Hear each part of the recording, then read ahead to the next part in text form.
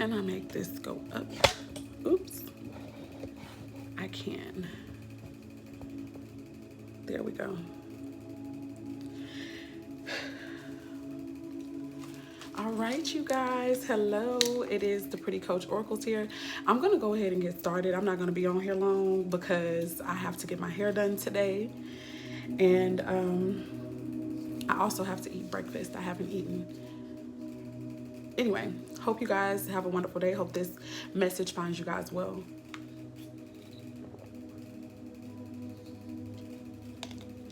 Plus, I'm also trying to test myself to see just how quickly I can get this done.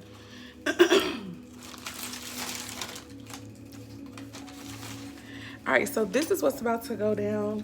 I am going to reiterate the overall energies of this message, and then I'm going to go ahead and go into the messages that I intuitively get on the spot with these cards, okay? So the overall messages that we pulled, well, after pulling the cards, it was the last card at the bottom of the deck of each of the decks I used. I used 3 decks this rising.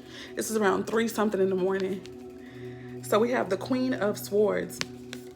It says this: brilliant, experienced, humorous, judgmental, releasing situations or people that no longer serve you, seeing the humor in difficult situations, focusing on career, divorced or unmarried individuals. So one word that also stood out here was the word judgmental. And I want to be clear and say that this judgmental that I'm picking up here, it's not necessarily a bad thing. This is being logical. This is being able to reason. Okay, this is being objective. And so sometimes being objective can come across as being judgmental to people who would like to.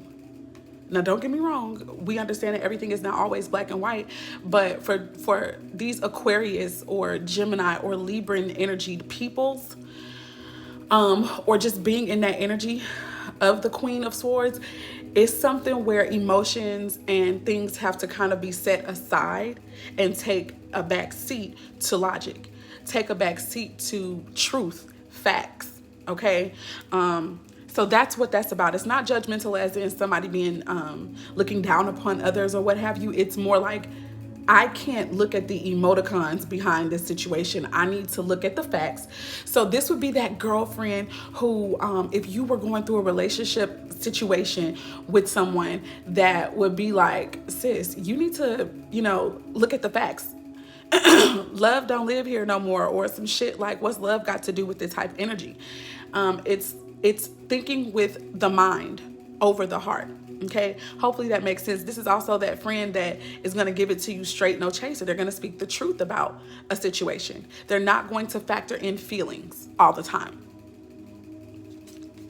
But most importantly, like I said in the written portion of the understanding that I got, this is going to have something to do with people who could be experiencing divorces or separations. This could also just be dealing with people who are separated. Or I'm sorry, single, I meant to say. Also, the other understanding that totally stands out for me is releasing what is no longer serving. First of all, that's what a full moon usually is about, but I want to go a step further. Releasing can also be what we release into our lives, okay? It's not just letting go. It is letting go, but it's also calling forth something to replace. Okay, people don't talk about that a lot. They always say that the full moon is just to let go of stuff, but it's not only to let go. It's to call in something else that you want for yourself, or to already have something to replace that. Okay, moving on. What other understanding did I get, or that they say? Focusing on career. I even feel like if this is about relationships and partnerships and stuff like that, family, friends, romantic partnerships, what I'm sensing here is that these connections are going to be both business and pleasure, okay? You guys, my baby is about to wake up, so I'm going to have to go get her in a few minutes. I hear her now. The next card that came out is the manifestation power, and this came from the angel therapy deck. And it says this: use your spiritual gifts and natural abilities to attract your desired outcome. Okay, so I'm gonna have to go and get her, and then also I have to go step out to get her bottle that I already prepared for her. So I'll be back. Good thing there's no one on this live, huh? Come here, mommy, baby.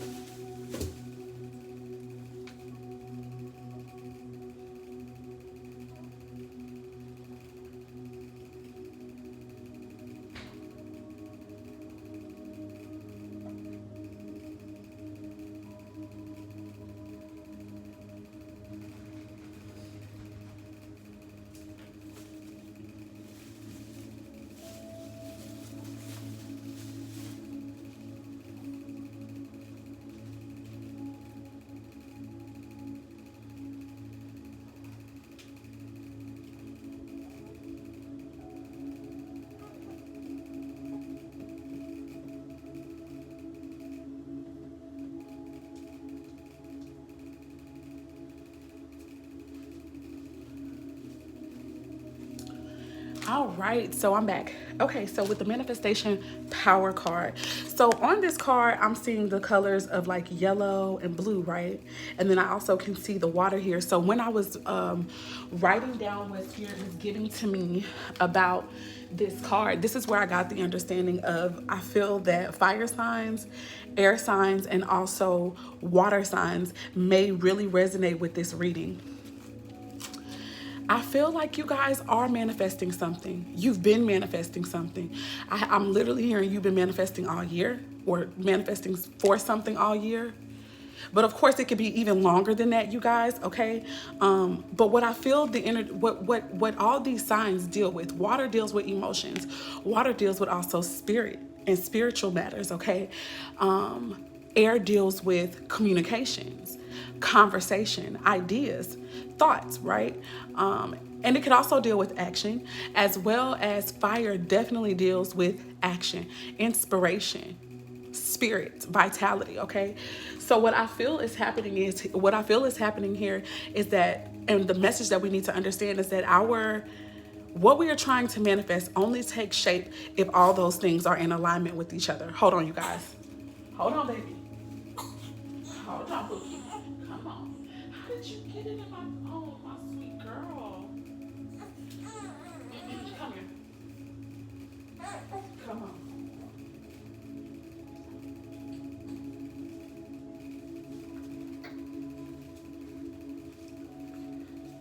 Okay.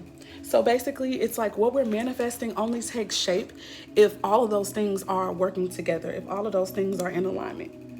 Oh, you stretching, mommy. Okay.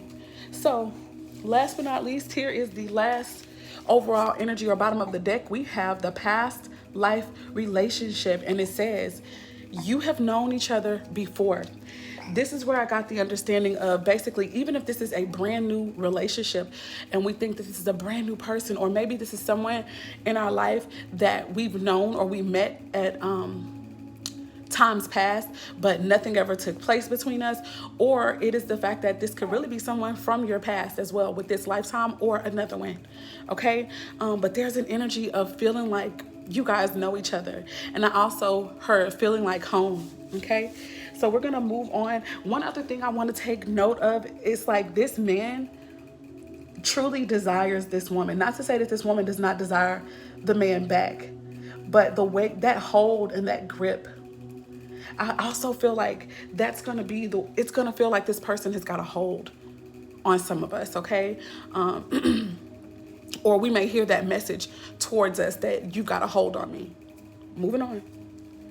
Here are the actual messages that came out. The first card says, it's the Six of Swords. It says this, the end of challenging times. This is Gemini, Libra, or Aquarius energy. So keep in mind that this could be like when it comes to a relationship, like this Mercury in Libra energy, this was all about relationships and experiencing challenges in our relationships that were going to cause us to think about them, to explore our feelings about the connections, and then to take inspired action in regards to what information came in and what spirit was telling us about each of the connections that we may have been called into question. Okay, so yeah, now we're moving on to calmer waters.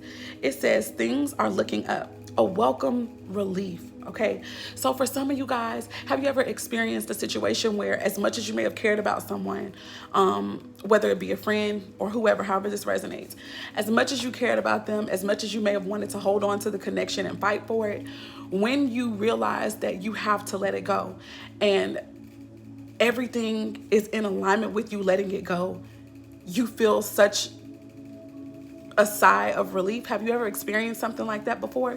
That's what this Six of Swords can also be talking about. Okay, it says finding your way back to a peaceful place, the end of depression or an illness, travel, or relocation. Baby, let me tell you how I feel like literally all of these resonate.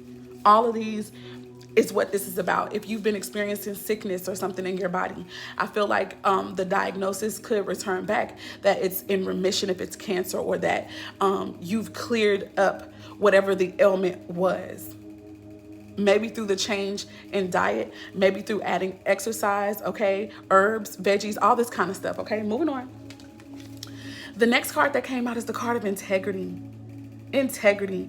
And this is where I get the whole overall title for this video: practicing what we preach. Okay, I'm gonna read this card first and then I'm gonna go off. It says, align your actions so that they match your values and inner knowingness of what's right for you. That's another thing that this Mercury in Libra was all about. Okay, there are relationships that have to get ixnayed because guess what? That particular friend or that partnership or that relationship, you can tell that there's something off about it for you. And so it no longer aligns with who you are, what you believe in, or what you know. Okay. And for some of us, I feel like from the inception of some of the connections, we knew that they may not be forever. We knew that there was going to be an ending point. You may not know how you knew it, but you knew it, okay? Even if you didn't speak on it. So here we go. It says, make sure that it's in alignment. See, this is another thing, because I feel like this is also for spiritual leaders, or for what I like to call the 144,000 divine unions, which other people know as the twin flame connection. It's important to walk in integrity here. It's important that we are walking like we're talking it, because the biggest testimony is our life, period. You can say something, you can talk about something, you can theorize things, but if you're not able to actually put your knowledge into proper application, it doesn't matter. None of it matters, okay? So this is about us getting real with ourselves, and being sure that the inner knowledge that we have, and even the things that come out of us, that well of information that comes out of us, that our lifestyle and our actions are in alignment with those things, period. It's time out for, it's almost like we've been living double lives. And I'm not saying that that's really the case, but like, for instance, mentally, you could know that maybe there's a connection that's no longer for you, and it's written, like, it's come to its end, but you're still going through the motions in that connection. For what? You know that it's over. For some of you guys, it's been over. Right? But now it calls into question. Like for me, I would see something like that as beginning to be fake. Even if that's not the intention. So this is calling us to align with what we know for real, what we know is true. And if we are not in that space, if we don't happen to be with whoever our spirit tells us from the depths of our soul that we are to be with, and that's if you have that knowingness, okay? You may not know exactly who your person is, but you know that it's not who you're with. So now you have to clear up space so that who you've been manifesting can truly come in. Listen. Y'all, I was going fast. I'm seeing some stuff in my face that I needed to do some more, but that's okay. We're gonna fix that later, but it's too late now. Well, it ain't too late, but whatever, we here now. But what I'm trying to say is, man, for some of us, you are releasing and letting go of a connection so that the connection you've been wanting to truly come in from your spirit can come in, period. You're not gonna get the love you seeking without letting go of what you've been participating in. Moving on. And with that, that's going to be you walking in your truth and practicing what you preach. Last but not least, it says, and this is for the Department of Love, okay, and relationships. It says, keep an open mind. Your soulmate may differ from your usual type and expectations. So for me, this is definitely making me feel like some of us could have a desire, or we could have always had some other type of desire about the type of connection that we participate in. And our soulmate could be in something that's totally different, or could be open to something that's totally different from what we've always desired. And with that being said, let me tell y'all what I'm hearing and what I'm feeling about this with the keep an open mind. With the rate that we're going now, I feel like with the relationships that some of us have endured up until this point, I feel like there's going to be an energy of us being open because our person, when they come in, we are going to recognize them. We are going to see that they are who our soul has been preparing us for, if that makes sense. They're going to have attributes and a spirit that resonates with that we've been seeking. And so we're going to, because we already desire that and we're calling it in, it's almost like whatever their beliefs are like, we're going to be like, you know what, I've invested in other people, you know, doing things that I probably didn't necessarily want to do. Why not for you? I'm not saying that it may be the same situations and scenarios, but I'm saying it's like there's an energy of, oh my God, at this point I can just about believe anything is possible. It's gonna be an energy of us being open. Being open. Like, shit, I was with that person for however many years and it wasn't right, and I knew that it wasn't right. So now that I feel that this is right, this feels right. Listen, I can't even discuss how it's different, if that makes sense, okay? Or I don't even care how it's different. At this point, I welcome this particular difference because you are what my soul desires. You talk like and you walk like what I've been wanting to talk and walk like, what I do walk and talk like. And so for that reason alone, I'm in it, or I'm here for it, whatever that may be. So Spirit is saying, keep an open mind, because what you normally might go for, or the expectations that you may have always carried in your heart, they may need to change as well. Or it may not be a necessity, but it may be that you choose to release them so that you and your partner can be together. Without further ado, I'm going to call that the end. If this message resonated with you, you might want to go ahead and book a personal private reading, and we can go in detail about each of the cards if that's something that you're interested in, okay? I might even do an extended on this. I'm just not sure. So without further ado, peace, love, light, and darkness, which works together to bring balance and harmony first within ourselves and then within our world. Bye, you guys.